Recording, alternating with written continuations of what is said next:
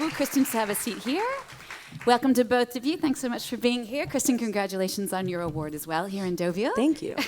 Qui voudrait commencer? Alors, juste là-bas. Bonjour, je voulais savoir si Kristen Stewart connaissait l'engagement de Jean Seberg pour la cause des Black Panthers avant d'avoir fait le film. Et aujourd'hui, est-ce qu'elle, en tant qu'actrice, pour quelle cause elle s'engage? Est-ce qu'elle-même elle s'engage? Voilà, et pour quelle cause? Okay. He's wondering if you knew about Jean Seberg's involvement with the Black Panthers before the movie was made, and what causes are important to you as a person today? No, initially, the extent of my knowledge of Jean Seberg was through Breathless. I hadn't even seen any of her other films. I was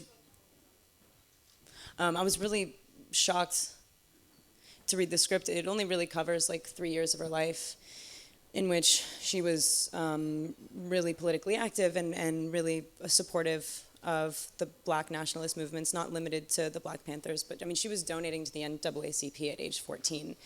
And she was from Marshalltown, Iowa. In the 50s, as a white girl, you couldn't even dance with a black man without like having him beat up. Like it was gnarly. Her sort of, like the immediacy of her presence that you feel in Breathless, like the way that her face just like juts out and you never really know what she's gonna do, is kind of how she lived her life. She was really impulsive. She was really idealistic, like naive at times, but always really well-intentioned. So the idea that it's a really commonly unknown part of her life, which was the predominant part. She left the country, she became an expatriate, never went back. She didn't feel at home in the States because she had been really violently attacked. I was like, how do we not know this? Like, how is this not a story that people don't know? Because it was ironically and successfully submerged for years. So I think to feel sort of protective of a person because they feel so honest and present and sort of good is a great way to play a part. I felt like vindicating her and sort of validating her, even though she wasn't around to taste that vindication, was a really beautiful thing to be involved with. Voilà, donc Kristen nous dit en fait, non, tout ce qu'elle savait sur Jean Seberg au début, c'était que le film à bout de souffle, en fait, elle connaissait que ça. Elle était vraiment choquée quand elle a lu le scénario pour voir un peu comment elle était tellement active d'un point de vue politique. Et bien sur ce film, il parle que de ces 3 ans de sa vie, mais il dit aussi que Jean Seberg, elle était déjà, elle soutenait le NAACP, qui est l'association pour le droit des Afro-Américains aux États-Unis, dès l'âge de 13 ans.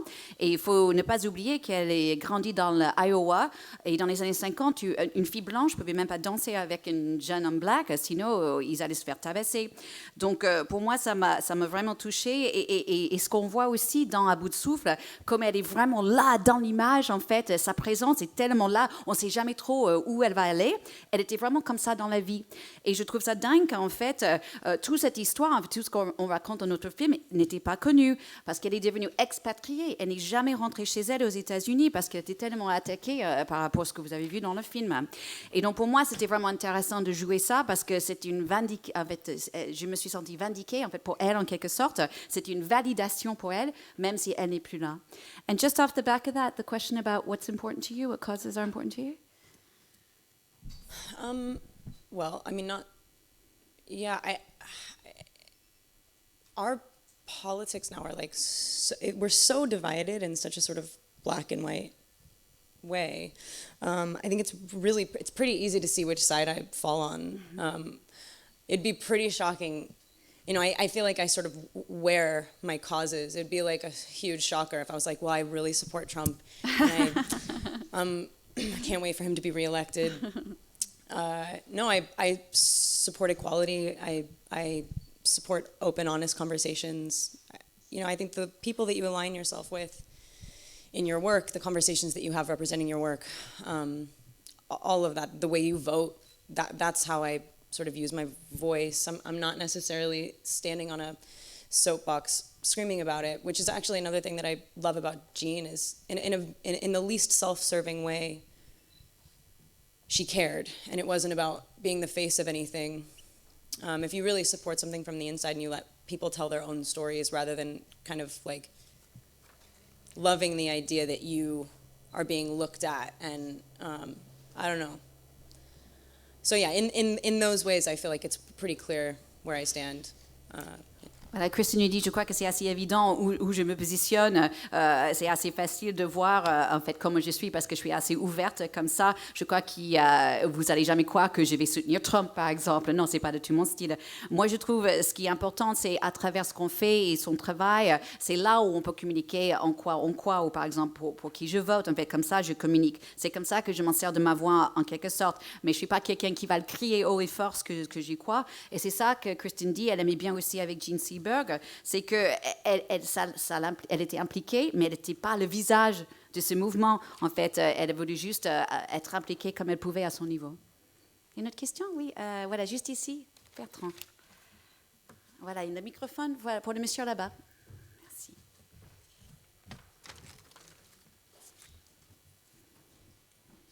Merci, bonjour. We're going to see you in two different roles, Jean and Sabrina. Is it Sabrina with Charlie's Angels? I mean, are they... Sabina, okay.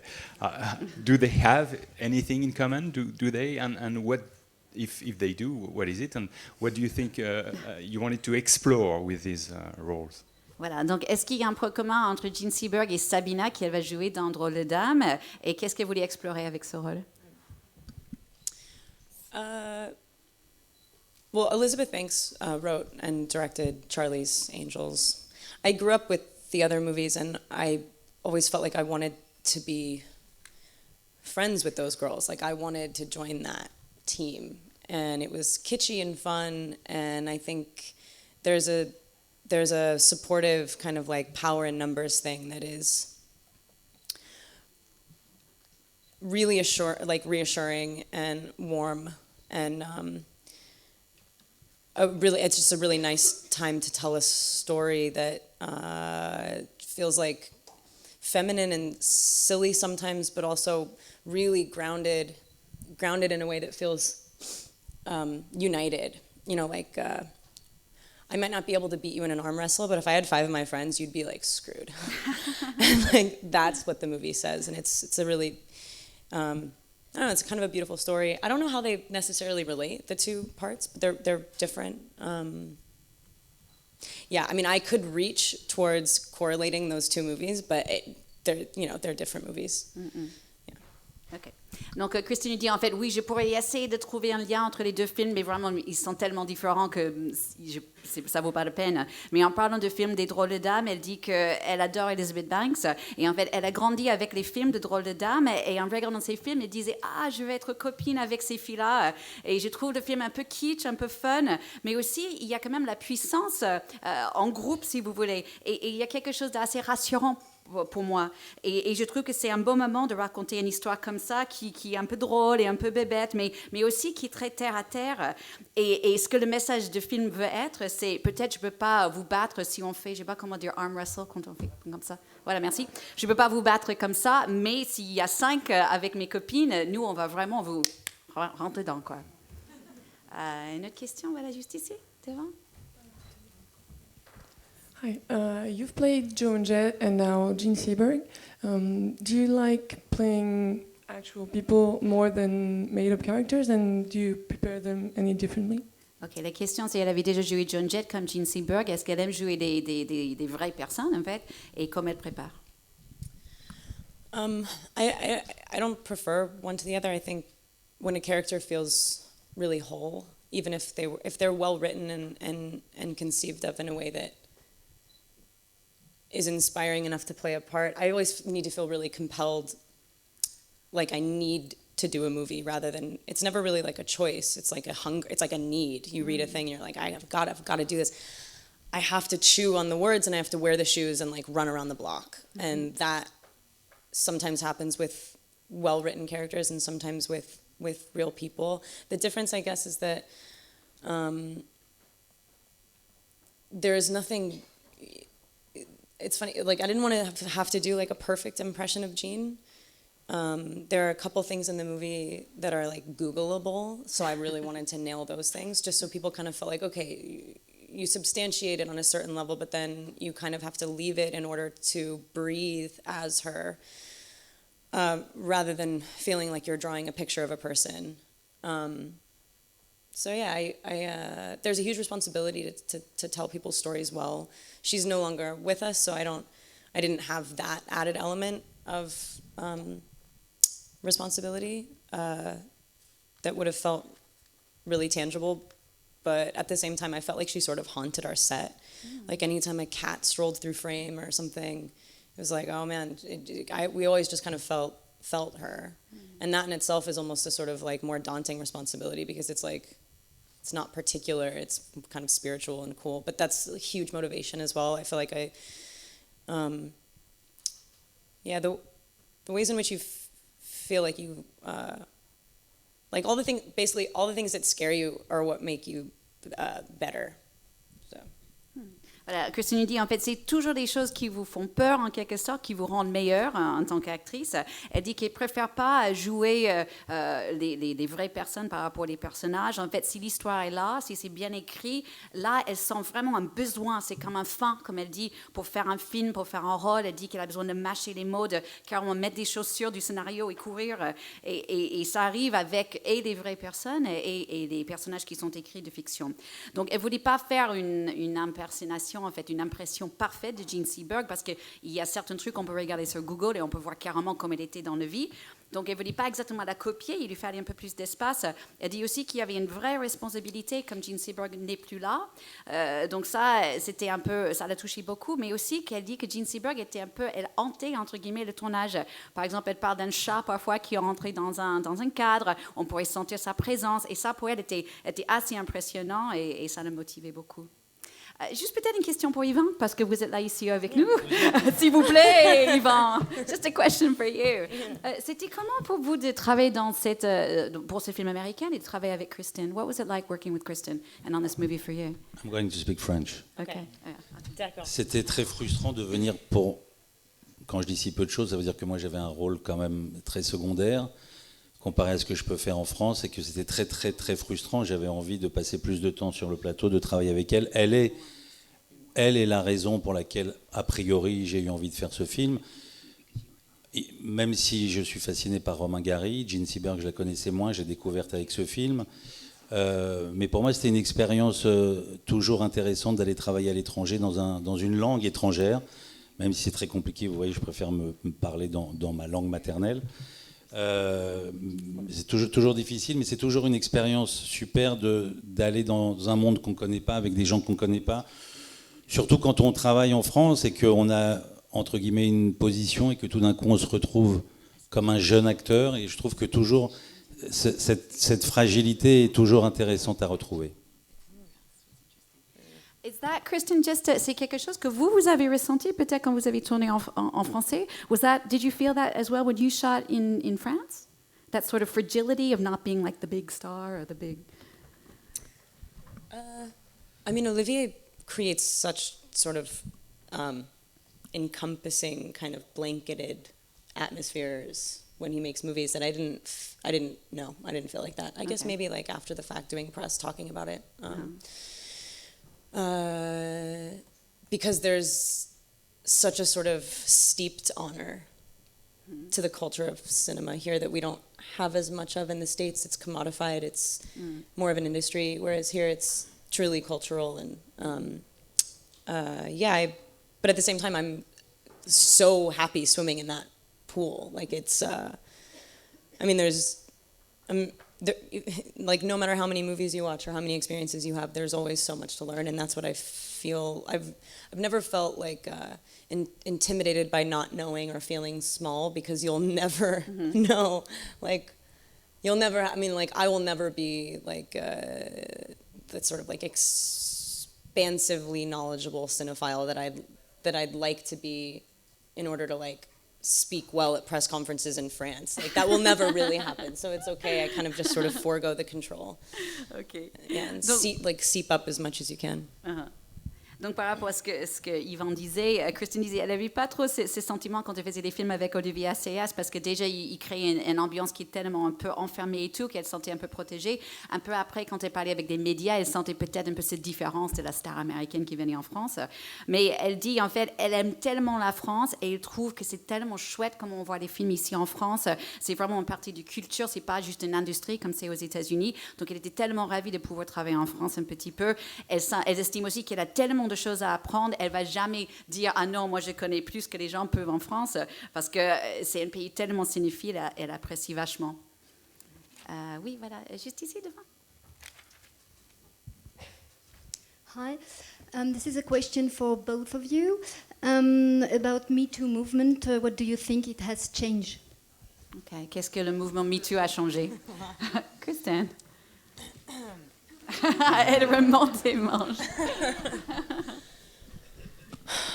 It's eliminated fear in a way that allows people to be creative. Not completely, but I mean, look, there's no way to do your job. There's like no way to go to work feeling subject to something that you've been muzzled in regards to your whole life. Like, it's literally like, this is such an accelerated little period of time to be living in. It really felt like this overnight thing where it was like all of a sudden the fear has been transferred over to only people that have something to hide. And yeah, this whole thing of like, okay, well, if we're all equal, then why, I don't know, then why can't we just be open about everything? Like, why, like, you know, because we're not the same. And I think to not acknowledge men and women aren't the same. Like, the way we communicate, our strengths are different, all of them. So like, to not acknowledge that distinction and act respectfully and accordingly, mutually to each other, it just makes for bad work. It just makes for scared, bad work, unhonest work.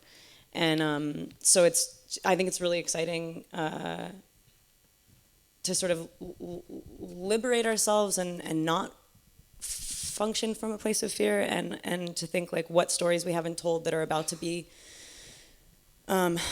you know, brought to light is just exciting and cool. And yeah, anyone that has like a sort of bad taste in their mouth for it, it's like, what's wrong, dude? Why? Like, what are you afraid of? Like, I think it's really clear when people kind of balk at the Me Too movement that they probably have done something that they're probably feeling a little guilty, you know.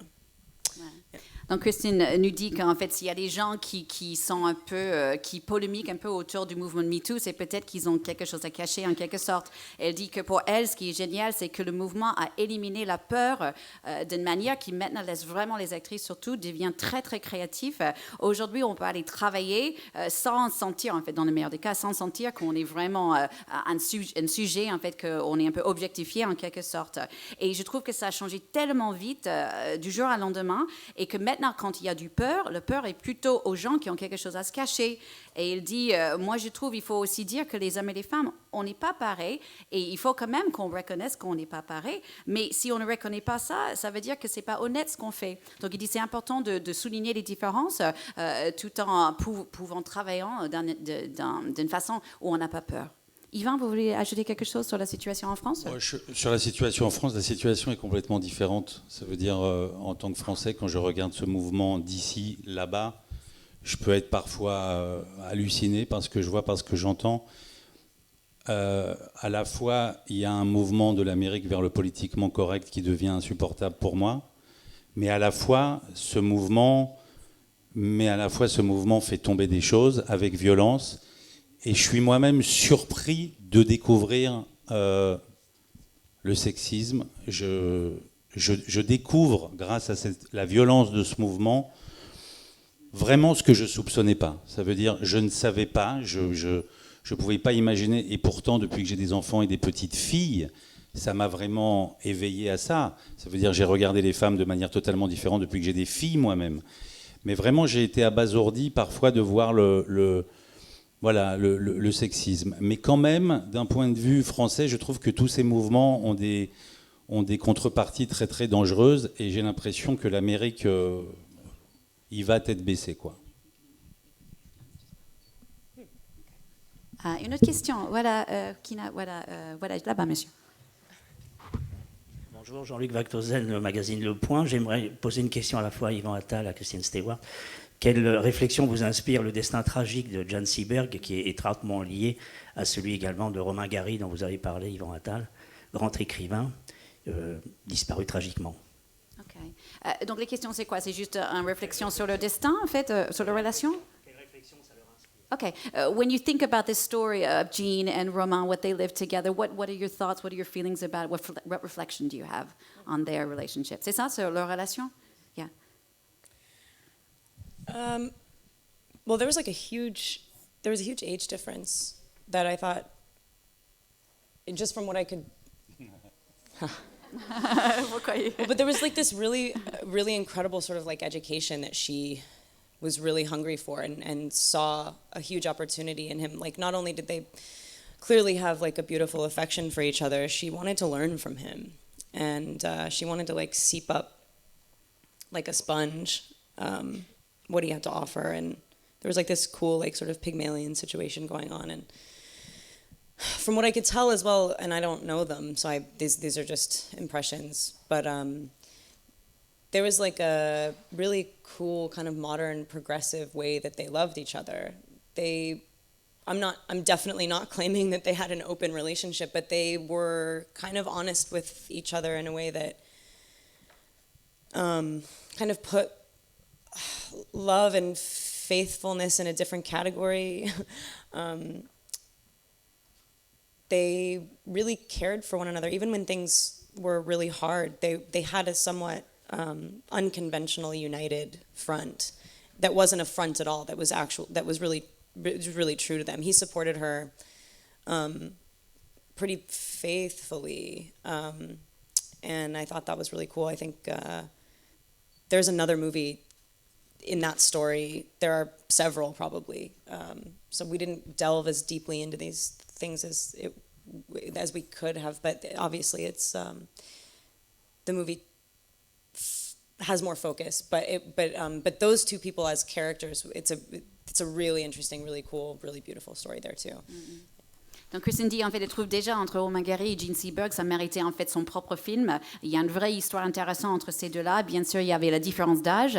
Aussi, elle dit qu'elle avait besoin d'une éducation. Elle avait encore faim d'apprendre des choses que Romain Gary pourrait lui apprendre. Elle voulait vraiment absorber tout ce qu'il avait comme une éponge. C'était un peu une situation de Pygmalion. Et elle dit aussi que leur relation, c'est son idée, hein, c'est pas sûr et certain, mais son idée, c'est que leur relation était quelque chose d'assez moderne, d'assez progressive. Elle ne veut pas dire que c'est une relation un peu ouverte, mais c'était quelque chose d'honnête où ils percevaient l'amour et la fidélité d'une manière qui était unique à eux. Et ensemble, ils se soutenaient beaucoup. Yvan? Ça me fait toujours rire comment les Américains pensent qu'on est à ce point ouvert, nous, les Français. Ah oui, she thinks it's funny that you think French people are so open all the time. There is, so, yeah. I didn't say that. No, yeah, but I mean, almost, like you said, it was your idea But that also, maybe. like, so stuffy. Yeah, mais aussi très très réservé, elle dit aussi. C'est juste que, en fait, j'ai vu le film hier, et quand le personnage de Christine, donc Jean, rencontre le personnage de Anthony Mackie, il lui dit mais vous avez un mari, elle dit ouais mais il est français, comme si ça suffisait. So it's enough to say it's French, so I'm free. So it was very, very funny. Non, je vais parler en français. Non, la perception que les Américains ont de nous, comme si, pour nous, c'était très facile de vivre en couple et de faire ce qu'on voulait. Mais je trouve qu'entre Romain Gary et Jean Seberg, comme dit Christine, c'est une relation, et ça fait partie de la frustration que j'avais sur le film, c'est que je trouvais que le regard de cet homme sur cette femme, ça méritait d'être approfondi. En même temps, c'est pas son histoire. Étrangement, on m'a proposé un film sur une histoire d'amour entre Romain Gary et Jean Seberg, et je ne sais pas encore ce que je vais en faire. Ce qu'il y a de troublant, c'est le suicide de Romain Gary quelque temps après le suicide de Jean Seberg. Et personne n'est capable vraiment d'élucider ce mystère.